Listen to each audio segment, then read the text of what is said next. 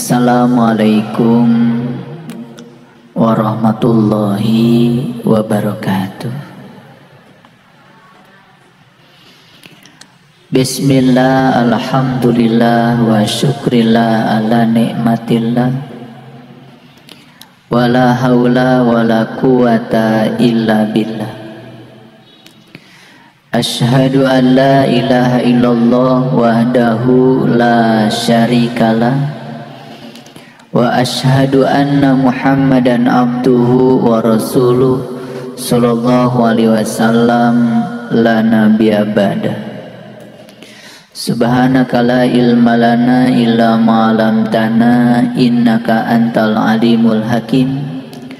Subhanakallahumma rabbana wa bihamdika asyhadu an la ilaha illa anta astaghfiruka wa atubu ilaik. Astaghfirullahaladzim, astaghfirullahaladzim, astaghfirullahaladzim, allazi la ilaha illa huwal hayyul qayyum wa atubu ilaih min jami'il ma'asi wa dhunub, la haula wa la quwata illa billahil aliyyil azim.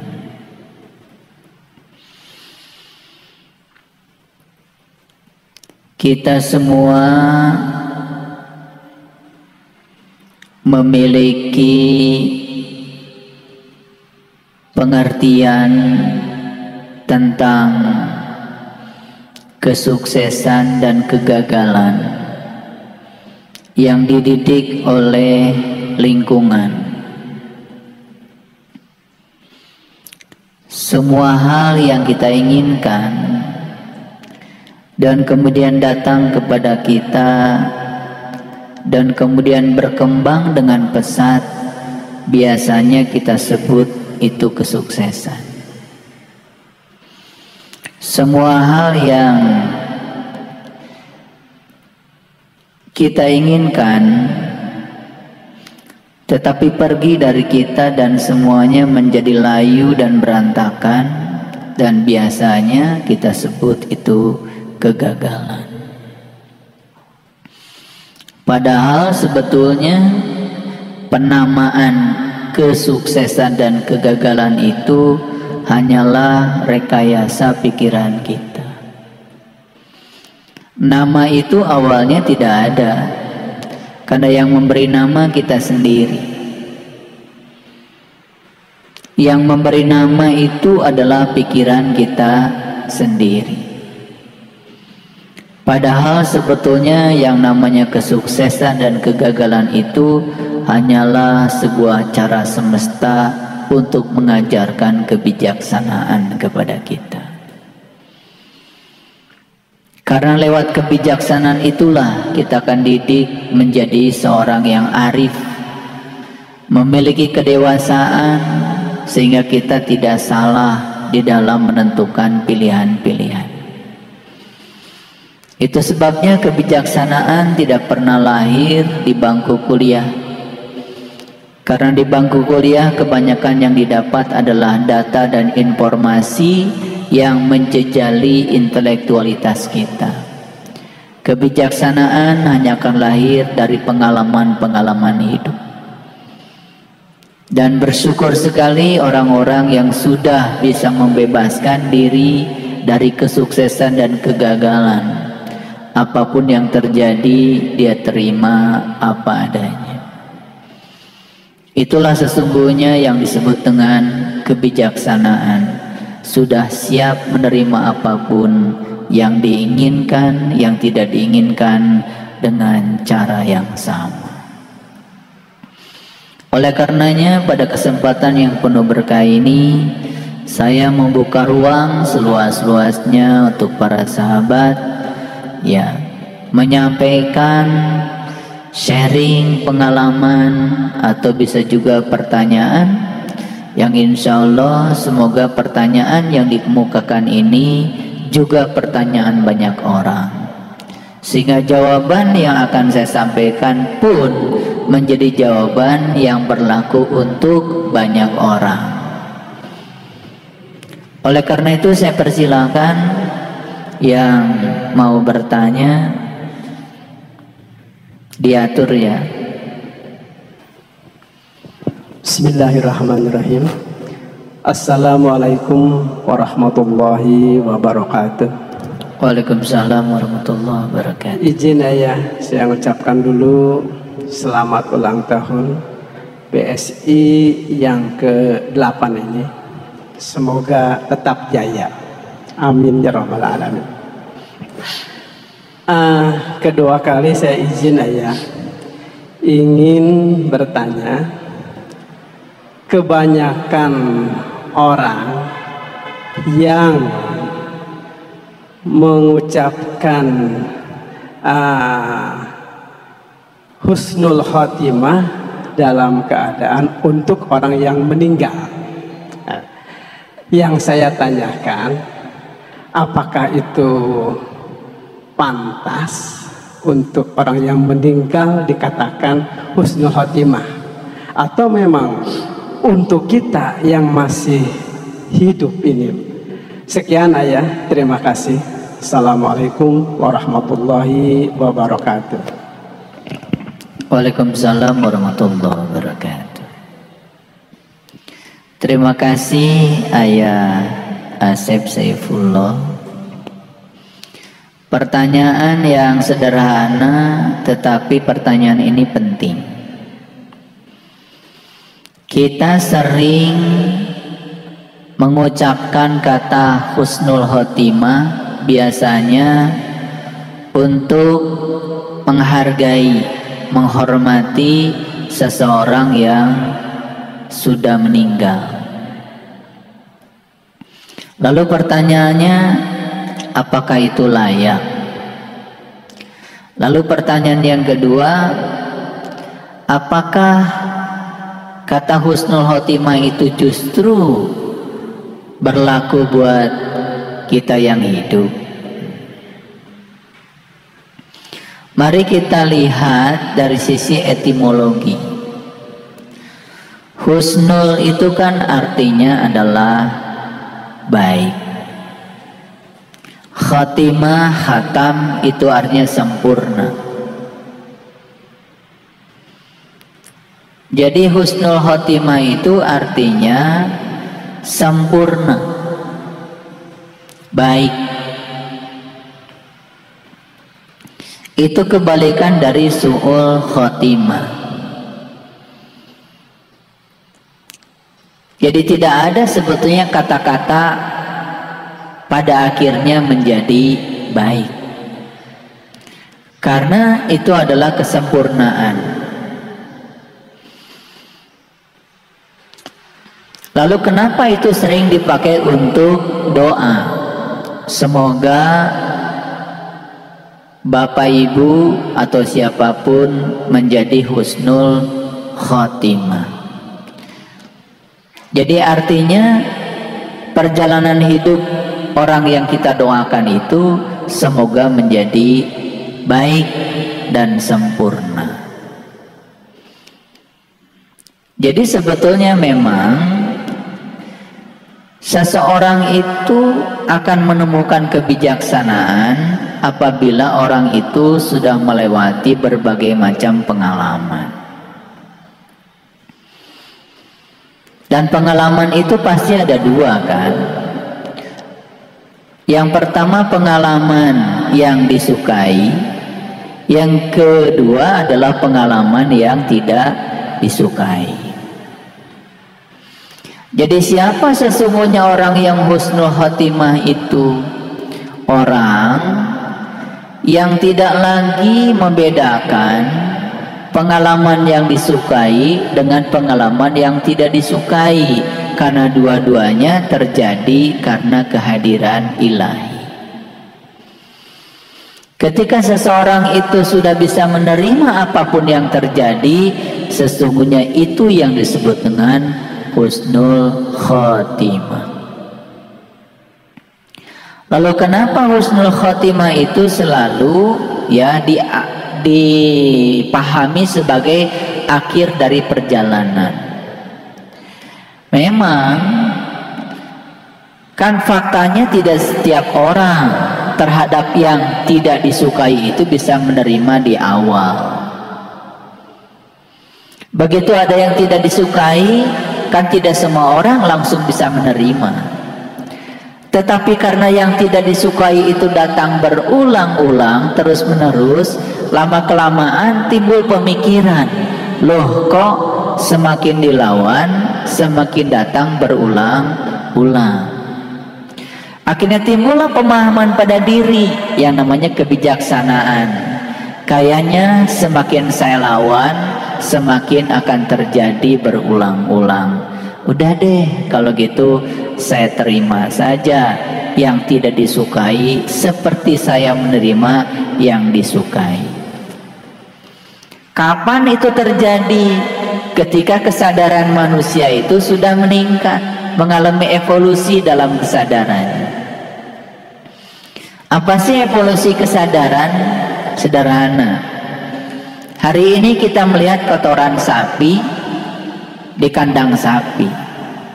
Kotoran sapi dipindahkan oleh petani, ditaruh saja di bawah pohon jeruk. Besok-besok kotoran sapinya perlahan hilang, kan diserap oleh akar. Kita sering tidak sadar, 2-3 bulan ternyata pohon jeruk kita berbuah. Itulah evolusi.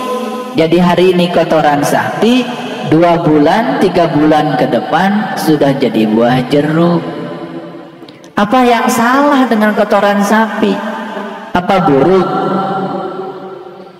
Ya tidak ada baik buruk. Yang ada tuh cuman evolusi kesadaran.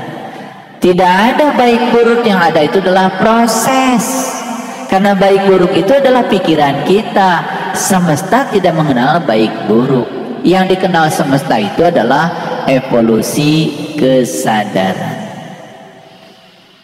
Jadi apa sih husnul khotimah itu? Husnul khotimah itu adalah menjadi sempurna, menjadi baik, walaupun prosesnya masih terjebak oleh dualitas. Begitu kesadaran seseorang naik meningkat, maka dia tidak lagi melihat ada baik buruk, tidak melihat lagi ada sukses dan gagal. Yang dilihat semua adalah sebagai kesempurnaan semesta. Ketika kesadaran mencapai itu yang disebut dengan husnul khotimah. Kalau begitu su'ul khotimah apa? Su'ul khotimah itu masih terjebak oleh dualitas. Nah pertanyaannya, apakah setiap orang yang mati itu husnul khotimah? Ya tentu tidak. Belum tentu. Itu hanya doa, kata-kata yang diucapkan oleh yang hidup. Apakah seorang yang mati itu mencapai kesadaran seperti tadi, melampaui dualitas? Belum tentu. Apalagi ketika dia hidup, dia sama sekali tidak melatih diri untuk meningkatkan kesadaran bahwa sebetulnya baik dan buruk itu hanyalah ilusi pikiran. Benar dan salah itu adalah kesepakatan pikiran. Kan semua hal dalam hidup itu awalnya juga tidak bernama. Bahkan Tuhan sendiri kan tidak bernama. Yang ngasih nama kan kita-kita juga. Karena kecentilan manusia semua diberi nama. Setelah diberi nama kan kita pusing sendiri. Karena begitu diberi nama, pikiran menjadi terjebak pada nama yang diberikan. Jadi kalau begitu husnul khotimah itu bagusnya kapan? Husnul khotimah itu harusnya setiap episode kehidupan kita selalu mengantarkan kita pada kesempurnaan sudut pandang kita, karena kita mencapai kesadaran. Gunung meletus, tidak ada baik buruk. Sekarang Gunung Semeru memuntahkan erupsi. Tidak ada baik buruk. Baik buruk itu karena manusia hari ini rumahnya terkubur oleh lava. Karena terkubur, ada kepentingan kita yang terampas oleh semesta. Kan kita sebut buruk. Itu saja. Tapi yang terjadi itu adalah evolusi semesta. Karena Allah tahu barangkali di daerah sana itu tanahnya sudah kurang subur lagi. Biar petani nanti kalau panen ya bisa kembali lagi menemukan mineral-mineral yang ada dalam tanah. Maka dikeluarkanlah ya energi yang terkumpul di bawah Gunung Merapi itu, dihempaskan keluar. Positifnya apa? Positifnya kalau itu terus terakumulasi di bawah kan bisa jadi gempa yang sangat besar. Ya harus dibucatkan, harus dikeluarkan secara perlahan-lahan supaya tidak terjadi akumulasi energi. Jadi yang terjadi hanyalah transisi dari satu keseimbangan pada keseimbangan baru. Itu namanya evolusi. Dan suatu saat, mohon maaf, mungkin saja ya di sekitar area letusan Gunung Merapi itu, maka apapun yang ditanam menjadi sangat subur.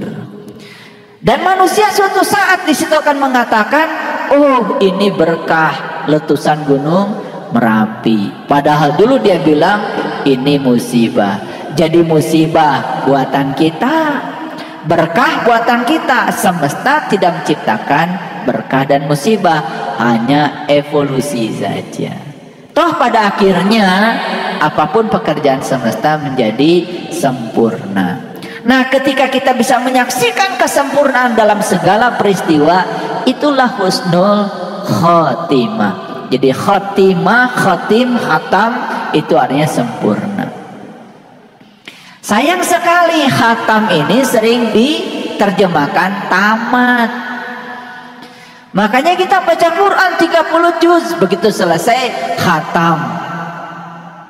Padahal itu tamat. Tamat dengan khatam beda. Kalau tamat itu cuma berakhir saja. Tapi kalau khatam sempurna. Sempurna bacanya. Ketika dia membaca, dia dapat pesan yang dari yang dia baca. Itu baru sempurna. Jadi sekali lagi jawabannya, apakah husnul khotimah itu berlaku untuk orang mati saja? Ya tentu saja orang mati belum tentu semua orang mati mencapai kesadaran itu. Dan bagus kalau kesadaran itu dicapai dalam kehidupan kita yang sekarang. Insya Allah saat mati, kita mati dalam keadaan pasrah. Makanya di Quran dikatakan, ya ayyuhalladzina amanu taqullaha haqqa tuqatih wa la tamutunna illa wa antum muslimun. Hai orang yang beriman, satu harus iman. Ittaqullah, dua harus takwa. Haqqa tuqatih, dengan takwa yang sebenar-benarnya. Gimana takwa yang sebenarnya? Takwa yang sebenarnya versi Quran adalah mengambil janji, diangkat kesadarannya, ditunjukkan sesuatu di kesadarannya, dan bisa mengingat apa yang ditunjukkan. La'allakum tattaqun, itulah orang yang bertakwa. Itu secara formal dijelaskan dalam Quran surat Al-Baqarah ayat 63. Nah, kalau orang sudah mencapai tahapan itu, maka di dalam ayat selanjutnya, la tamutunna illa wa antum muslimun. Janganlah kamu mati kecuali sudah dalam keadaan pasrah. Nah, pasrah itu artinya adalah husnul khotimah. Sudah bisa menerima apapun yang terjadi sempurna adanya. Tidak pernah ada lagi protes, penyesalan, dan lain sebagainya. Saya kira itu jawabannya. Terima kasih. Alhamdulillah, sangat jelas Ayahanda. Terima kasih. Pak Asep bagaimana? Sudah? Ya, Alhamdulillah. Silakan sekarang ibu-ibu, Bunda, ya silakan Bunda. Bismillahirrahmanirrahim. Assalamualaikum warahmatullahi wabarakatuh. Waalaikumsalam warahmatullahi wabarakatuh. Saya mengucapkan terima kasih dan mohon izin Ayah untuk bertanya, dan sama Bunda juga mengucapkan terima kasih, dan tidak lupa juga mengucapkan hari ini adalah hari ulang tahun BSI. Semoga kita mendapatkan kebahagiaan, semua makhluk bisa berbahagia. Yang akan saya tanyakan itu begini Ayah ya, ilmu-ilmu yang Ayah berikan selama ini, saya sudah hampir mencapai 1 tahun mungkin ya, tapi belum bisa mengamalkan. Mungkin secara teori atau secara itu saya udah hampir menerima itu dari 50% sampai 75% ya. Ini kadang-kadang saya itu suka ingin bertanya kepada Ayah tapi suka malu gitu ya. Nah sekarang ada kesempatan, Alhamdulillah. Jadi begini, ilmu yang bisa mengolah rasa dan mengolah jiwa, mengolah sukma itu sudah Ayah berikan ya. Tapi secara prakteknya, secara ininya kami itu belum bisa melaksanakan gitu Ayah. Nah yang saya tanyakan itu bagaimana mungkin ada cara-cara untuk supaya kita bisa kita kan tujuannya untuk membersihkan jiwa ya, nur insan begitu, supaya kita bisa kembali. Nah itu prakteknya itu kadang-kadang susah. Kemarin Ayah juga memberikan PR gitu. Kami semua yang dari Cileunyi itu dapat sebetulnya ya, dapat PR itu yang berikan. Begitu ada gitu ya ujian itu, ingat padahal kita udah tahu, udah ini ilmunya seperti itu, tapi ternyata kita itu belum bisa gitu, tetap aja si jiwa ini masih bergejolak, masih gini reaktif, masih gini. Nah yang saya tanyakan itu mungkin Ayah Guru bisa memberikan kepada kami semua itu cara apa, cara bagaimana supaya jiwa ini, kalau saya juga lihat Ayah kayaknya tenang gitu ya, tentram, melihat wajah Ayah itu sejuk gitu. Mungkin cara-cara Ayah itu ada mungkin yang harus bagaimana, apa harus kita saum, apa harus mengolah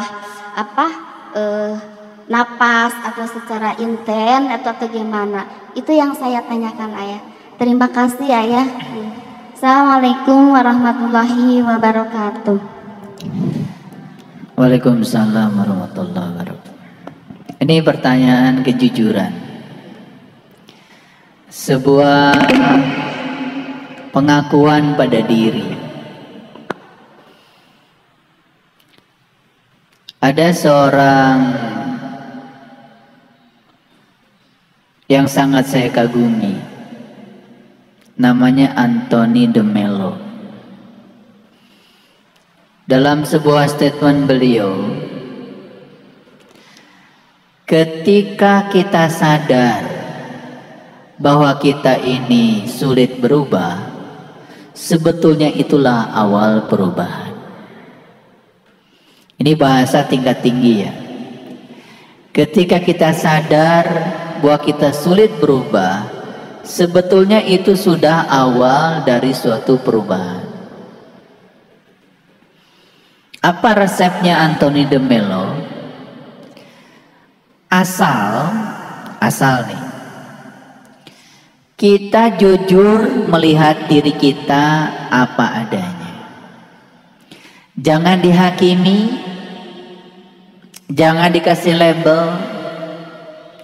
Kalau kita hari ini merasakan diri kita pemarah, biarkan saja.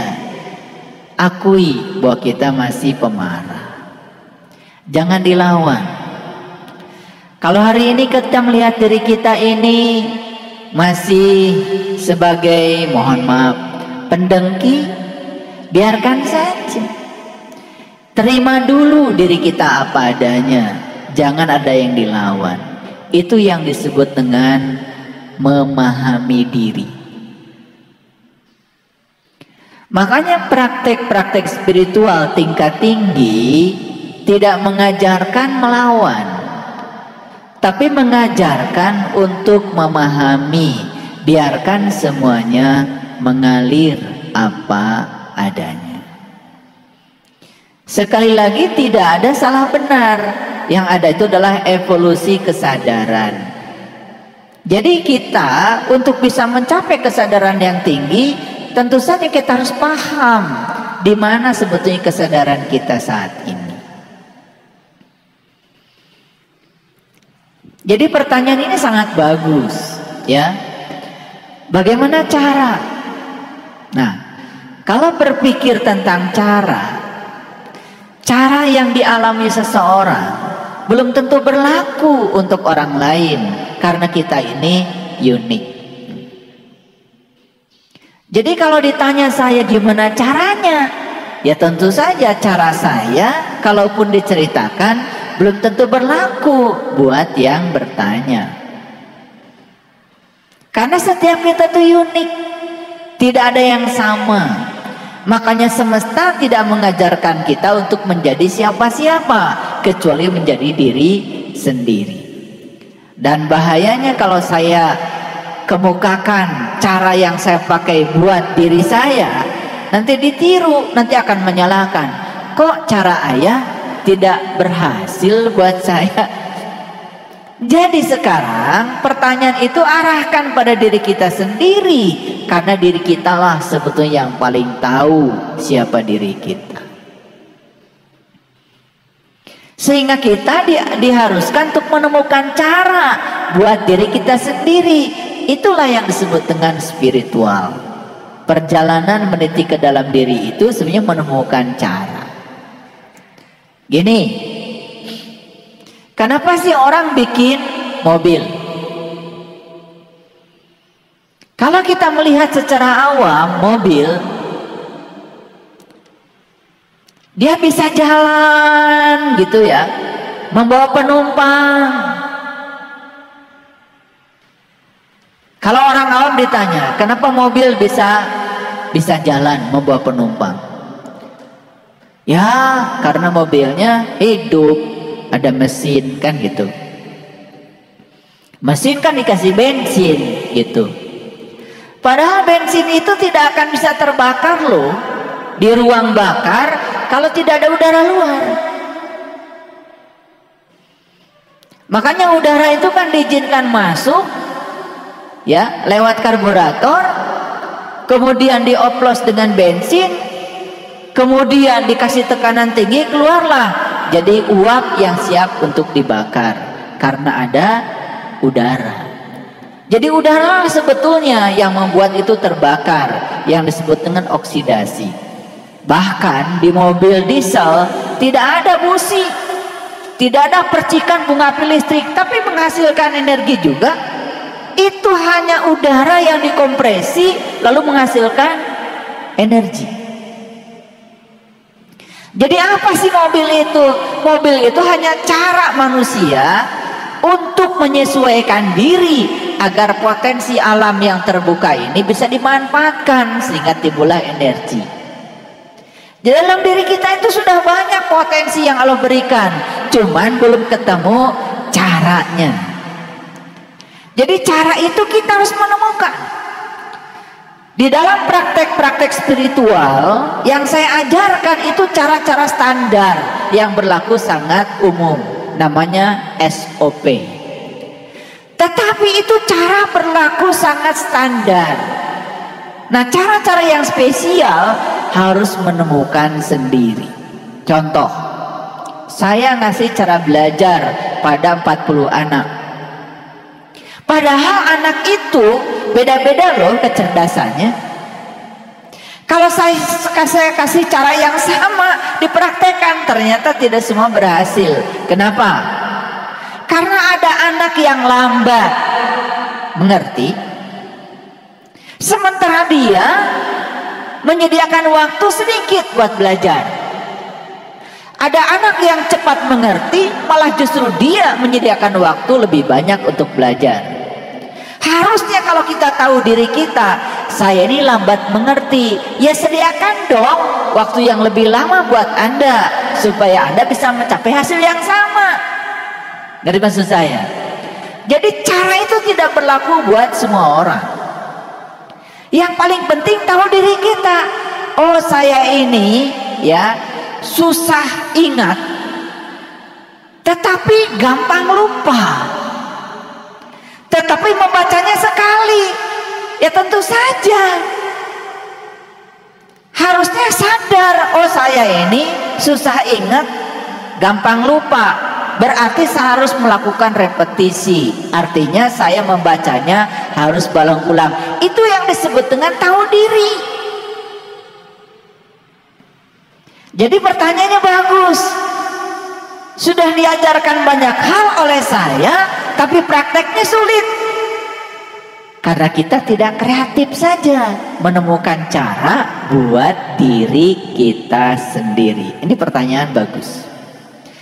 Tidak kreatif menemukan cara buat diri sendiri, itu sebetulnya masalahnya.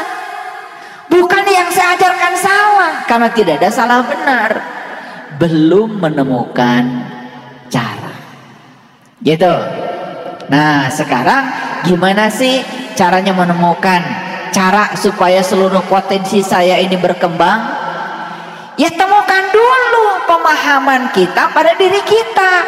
Siapa diri saya? Kalau lambat mengerti, berarti sediakanlah rekaman supaya diulang-ulang, kan begitu. Ngerti maksud saya? Itu saja sebetulnya, sesederhana itu. Lalu bertanya, kok ayah bisa begitu? Nah, karena saya kreatif menemukan cara buat diri saya. Dan para sahabat harus kreatif menemukan cara untuk para sahabat sendiri. Tetapi kalau saya ditanya, apa sih yang paling dasar SOP umumnya? Yang paling dasar adalah selalu dalam keadaan waspada dan sadar. Misalkan begini, tadi pertanyaan Bunda Cucu bagus sekali. Sudah diajarkan oleh saya bahwa tidak ada satu peristiwa pun di semesta yang terjadi kebetulan. Setiap peristiwa apapun yang terjadi pasti ada sang kehadiran, pasti ada keberadaan dia dong di baliknya, paham? Nah, tetapi begitu ada kejadian dan kejadian itu tidak kita inginkan dan terjadi pada kita, kok kita masih menolaknya? Menolak itu karena kita tidak sadar bahwa sebetulnya di balik peristiwa itu tidak ada, ya, tidak ada yang tidak ada kehadirannya. Kalau kita sadar di balik itu ada sang kehadiran, maka kita akan mudah untuk menerimanya. Oleh karena itu, kenapa harus selalu eling dan waspada? Eling dan waspada. Di samping selalu menjalankan semua ritual yang sudah saya ajarkan secara rutin. Saya percaya deh, kalau para sahabat olah napas sesuai dengan saya anjurkan, mau tidur olah napas, bangun tidur olah napas, setiap habis sholat fardu olah napas, pagi-pagi pertemuan antara gelap dengan terang olah napas, malam pertemuan terang dengan gelap olah napas, itu saja dilakukan dengan sungguh-sungguh, itu maintenance yang luar biasa. Nah, mungkin saja, mohon maaf ya, ya rutinitasnya untuk melakukan itu sering bolong. Akibatnya apa? Akibatnya kita masih ya berada dalam kondisi yang lama, tidak ada evolusi kesadaran. Itu bisa jadi. Nah, kemudian yang kedua yang perlu diperhatikan di samping eling dan waspada, ya kita harus selalu sadar bahwa sebetulnya kita ini berada di tubuhnya beliau. Sebetulnya bukan Allah yang ada dalam diri kita. Kita ini ada dalam dirinya Allah. Makanya satu pernyataan yang luar biasa dalam hadis qudsi, Allah menyatakan, tinggallah kamu bersamaku di dalam aku, seperti aku tinggal bersamamu di dalam kamu. Nah, kesadaran untuk selalu manunggal bersama Allah setiap ruang dan waktu itu akan membantu kita untuk selalu eling. Saya sering ngasih contoh. Apakah sekelas Nabi Muhammad sempat kaget ketika mendapatkan yang tidak diinginkan? Sempat kaget juga. Buktinya apa? Buktinya ada ayat yang berbunyi wa ma romaita id romaita walakinnallaha roma. Saat Nabi Muhammad dilempari batu di Taif berdarah-darah, kaget. Menyampaikan kebaikan saja balasannya seperti ini, apalagi kalau aku menyampaikan keburukan. Kaget. Karena kalau Nabi Muhammad gak kaget, tidak muncul ayat itu asbabun nuzul ayat itu muncul. Muncullah ayat, hai Muhammad, sesungguhnya yang melempar bukan mereka, yang melempar adalah aku, kata Allah. Kaget. Tapi kegagetan itu langsung membuat Nabi Muhammad merunduk. Dan kalau yang melempar adalah engkau, aku percaya seluruh lemparan batu adalah cinta kasihmu untuk mengevolusikan kesadaranku. Jadi kenapa saya berani mengatakan di situ ada kekagetan? Kalau tidak ada kekagetan, tidak muncul ayat itu. Itu asbabun nuzul ayat itu. Jadi untuk selevel kita, tentu saja saat kaget menghadapi situasi yang tidak diinginkan, tidak akan muncul ayat. Tetapi kata R.A. Kartini, nuranimu adalah Tuhanmu, nuranimu juga surgamu, dan nuranimu juga nerakamu.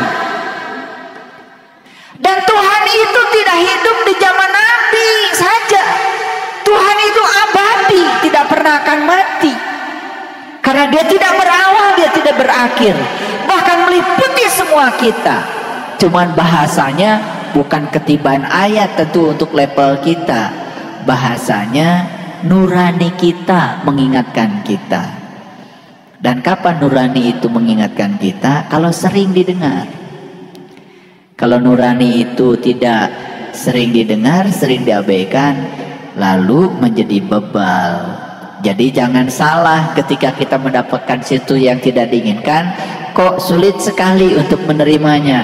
Karena nuraninya jarang dilatih, jadi bebal. Itu. Ya. Jadi sekarang sadarlah, la ilaha illallah, la ilaha illallah, la ilaha illallah. Yang mana yang bukan dia? Yang mana yang bukan dia? Jadi ketika ada peristiwa apapun langsung ya, la ilaha illallah, gak usah keras-keras. Tetapi langsung batin kita mengatakan yang mana yang bukan dia, yang nyata dia, yang tidak nyata dia. Tidak ada satu peristiwa pun yang tidak ada kehadirannya. Ini mah Allah sedang meningkatkan kesadaran saya. Dan yang luar biasa, ini hukum alam. Hukum alam. Semakin besar besar potensi untuk marah, semakin besar potensi untuk meningkatkan kesadaran kalau bisa memanage energinya. Ya, ulangi lagi. Semakin besar potensi kita untuk marah karena hal yang datang ini sangat menyebalkan bagi kita. Kalau kita bisa memanage energinya, semakin besar potensi untuk meningkatkan kesadaran kita. Ini hukum alam. Tapi apa yang terjadi? Semakin besar potensi untuk kita marah, semakin besar marah kita. Tapi bagi yang sadar, ini kesempatan buat saya melakukan akselerasi kesadaran. Jadi, aduh, luar biasa. Coba, para sahabat, kalau sesuatu yang terjadi itu potensi untuk marahnya kecil, dan kemudian kita sadar dan tidak jadi marah karena energi kemarahan diubah menjadi energi cinta kasih, kecil tapi potensi kemarahannya, sedikit kesadaran kita naiknya. Sekarang saya mau tanya, para sahabat ingin cepat gak naik kesadarannya atau mau kecil-kecil saja? Jawab yang kencang. Kurang kencang. Nah, saya doakan semoga jalannya segera datang, yaitu segala hal yang tidak diinginkan akan datang dan potensinya besar. Awas, jangan sembarang loh. Ngaji itu jangan sembarang, ngasal aja. Betul nggak? Semakin besar untung yang akan kita dapat, semakin besar resiko yang harus kita tanggung. Kalau ingin untungnya besar, bisnisnya harus gede-gedean, resikonya besar, modalnya besar. Itu hukum alam. Tidak ada yang risiko kecil untungnya besar. Ya, saya mau jualan apa? Saya mau jualan gehu saja. Berapa biji? 10 biji aja. Beli tahu 10, beli toge setengah ons. Nah, udah, det. Yang penting 10 kebagian toge. Kan namanya juga gehu. Maknya wah togean. Ya, dibungkus pakai terigu sedikit. Minyaknya ya cukup 2 ons. Karena pikirannya, kalaupun saya tidak laku jualan, paling tidak kan 5 saya makan pagi, 5 saya makan sore. Betul enggak? Orang yang semacam itu ya tentu saja tidak akan dapat untung yang besar, tidak akan tiba-tiba dapat uang datang 100 juta gitu. Gak mungkin, karena semesta itu tergantung pikiran dia. Beda dengan orang yang berani untuk menanam modal. Modalnya besar, risikonya besar, untungnya juga besar. Demikian juga dalam spiritual, berlaku yang sama. Semakin besar ujian seseorang, berarti semakin besar peluang dari Allah untuk meningkatkan kesadaran seseorang. Sekarang hukumnya sederhana. Semakin besar ujian seseorang, berarti semakin besar cinta kasih Allah kepada orang itu. Sadar? Sadar nggak? Coba sadari. Jadi ujian yang besar itu berarti cinta kasih Allah luar biasa. Karena Allah ingin segera kita kembali pulang ke jati diri kita sendiri. Masih ingat rumus bikin sangkar burung? Masih ingat? Kan bikin sangkar burung itu 1 jeruji dipasang, 1 jeruji dipasang, 1 jeruji dipasang, 1 jeruji dipasang. Tahu-tahu terpasang aja 100 jeruji. Kalau 100 jeruji ya tentu saja masih jarang-jarang kan, betul? Tambah lagi 100 jeruji, tambah padat. Tambah lagi 100 jeruji, tambah padat. Sekarang 1000 jeruji, padat sekali. Masukkan burung, susah untuk lepas burungnya. Kira-kira seperti itulah kehidupan kita dari kecil. Dari kecil kita membangun ya jeruji-jeruji untuk sangkar burung kita. Ibaratnya sekarang ini kita ini sudah terjebak di sangkar burung buatan kita sendiri. Betul nggak? Akibatnya ya untuk keluar itu tentu saja memang tidak mudah, Bunda. Apalagi sangkar burungnya nggak dipecahin, nggak dipatahin satu-satu. Ayo patahkan satu-satu, biar kita lepas dari sangkar kita. Kita menemukan kebebasan. Setuju? Setuju? Ya. Memang ya belajar spiritual itu perlu tekad yang kuat. Kalau tekadnya nggak kuat, kita sering mengalami kecelakaan. Namanya kecelakaan spiritual. Kenapa kecelakaan terjadi? Satu sebetulnya, karena kita tidak menyadari diri kita yang sebenarnya. Kita sedang menjadi diri kita yang palsu. Karena kita sedang dikendalikan oleh pikiran kita sendiri. Saya gitu jawaban saya. Kepanjangan ya jawabannya ya. Biar tuntas. Alhamdulillah Ayah. Panjang nggak apa-apa ya.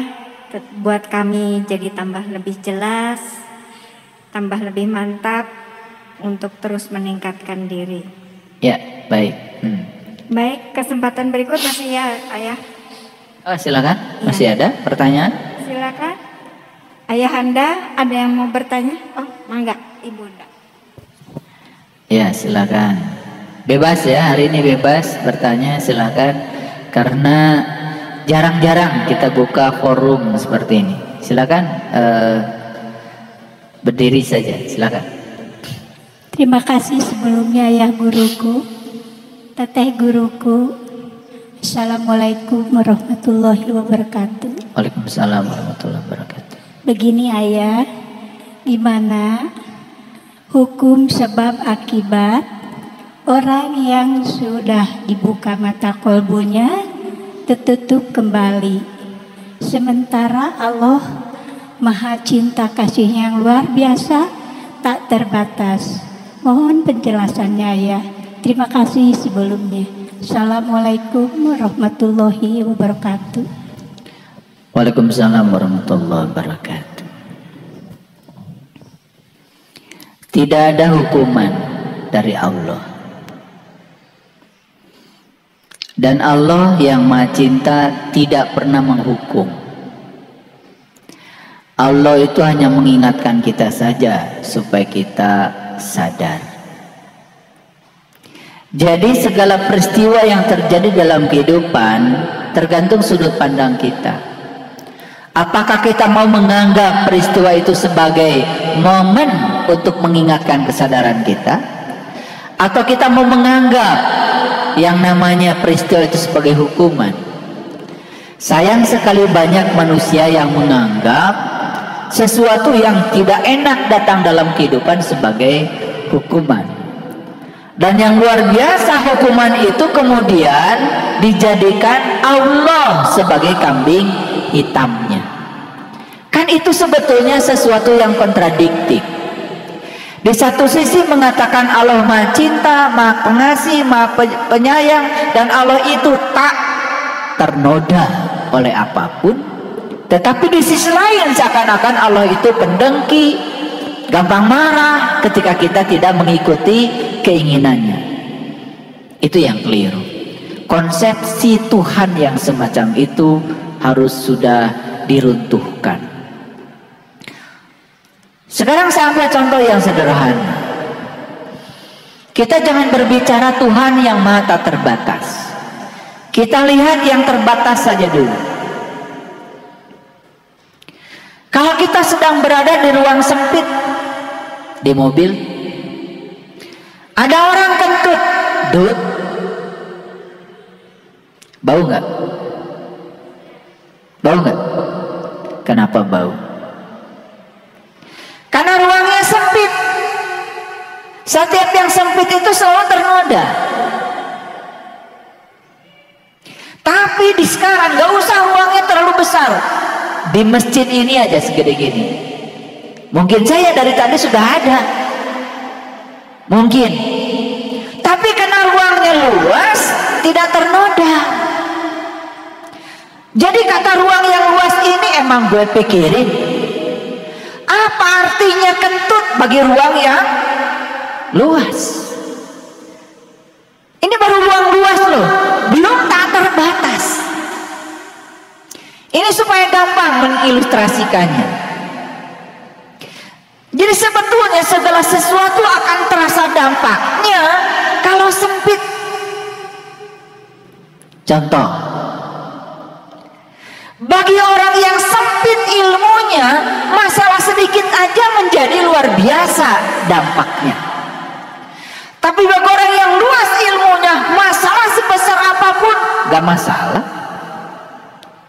Jadi masalah itu letaknya di mana? Masalah itu letaknya pada kesempitan ilmu yang kita miliki dan kesempitan kesadaran yang kita miliki.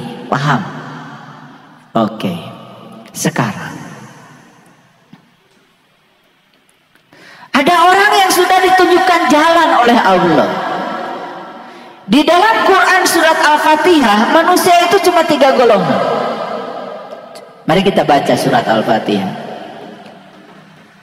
Syiratal ladzina an'amta 'alaihim ghairil maghdubi 'alaihim waladdallin. Kan gitu. Cuma 3. Syiratal ladzina an'amta 'alaihim. Golongan pertama al-mun'am 'alaihim, orang yang dapat nikmat. Golongan yang kedua al-maghdub 'alaihim, orang yang dimurkai. Tidak ada di situ dikatakan dimurkai Allah. Al-maghdub itu dimurkai. Sebetulnya ketika orang itu melakukan kejahatan, dia dimurkai siapa? Saya yakin dimurkai oleh dirinya sendiri. Ketika dia melakukan kejahatan, dia tersiksa. Disiksa siapa? Disiksa oleh nuraninya sendiri. Benar kata R.A. Kartini bahwa nuranimu adalah nerakamu. Saat kamu melakukan kejahatan, nuranimu sendiri akan menyiksamu dengan rasa bersalah. Betul? Jadi di Quran tidak dikatakan al-maghdub itu adalah kemurkaan Tuhan. Kok Tuhan murka? Bagaimana dia yang maha cinta bisa murka? Yang murka itu kan kamu, kata Allah. Dan yang luar biasa ya, banyak orang belajar ilmu tauhid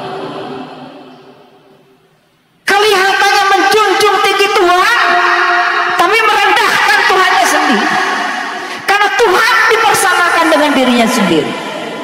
Kalau kita baik sama Tuhan, Tuhan memberi pahala. Kalau kita jelek pada Tuhan, Tuhan menyiksa. Yang punya sifat seperti itu Anda, bukan Tuhan. Tuhan tidak punya sifat seperti itu.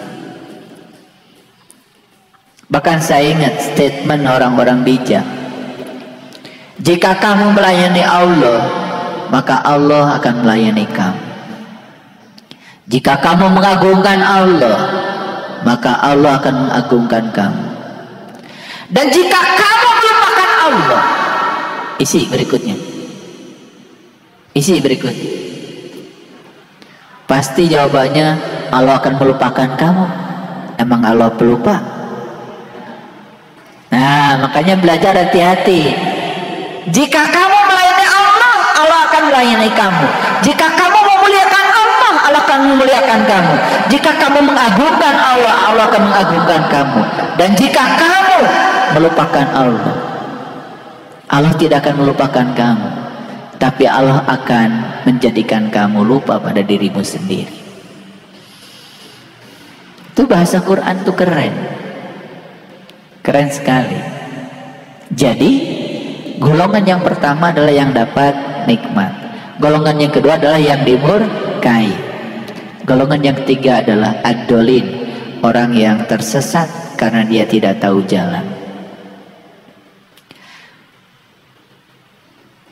Nah, status semua manusia kebanyakan itu ad-dolin. Dia itu tersesat karena tidak tahu jalan. Begitu dia minta kepada Allah, ihdina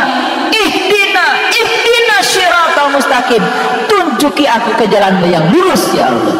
Maka Allah mengabulkan permohonannya. Maka dia ditunjukkan jalan lewat seorang guru yang mursyid. Maka kemudian dia dibimbing untuk meniti ke dalam diri, langsung naik kelas dari ad-dolin menjadi al-mun'am alaihim, orang yang dapat nikmat. Nah, orang yang dapat